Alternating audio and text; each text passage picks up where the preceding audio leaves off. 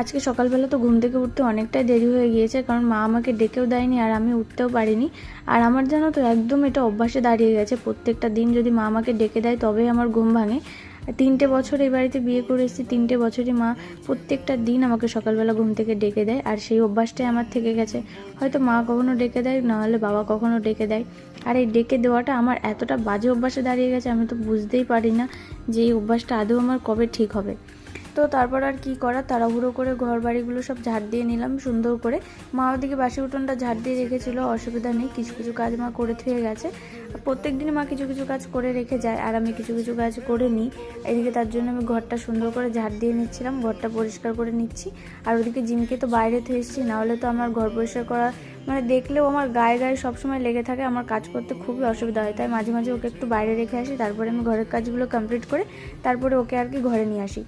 ওদিকে তো আমার ঘর ঝাড় দেওয়া কমপ্লিট হয়ে গিয়েছে, আর এদিকে আমি ঘরে চলে এসেছি। এসে সুন্দর করে আমার বিছানাটাকে তুলে নিচ্ছিলাম।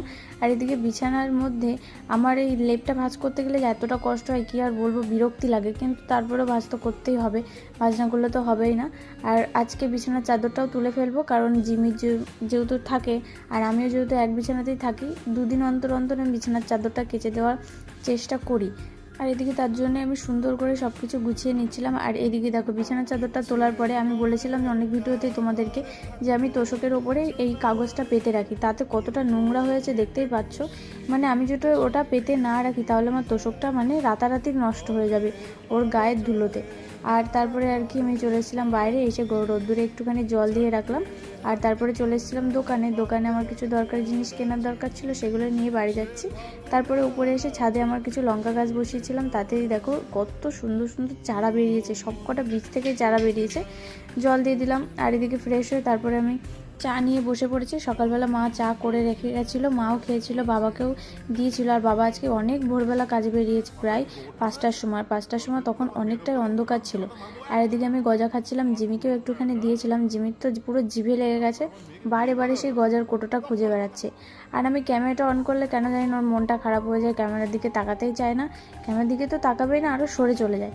ফোন দেখলে কি ওর ভয় লাগে না ক্যামেরা দেখলে ভয় লাগে, আমি একদমই বুঝতে পারি না। আর ও বুঝে গিয়েছিল যে কোটোটা কোথায় আছে, কিন্তু জোর করে ও নেওয়ার চেষ্টা করছিল না, কারণ ও জানে যে আমি ওকে বকা দেবো। আর তার জন্যই দেখো ওরকম করছে।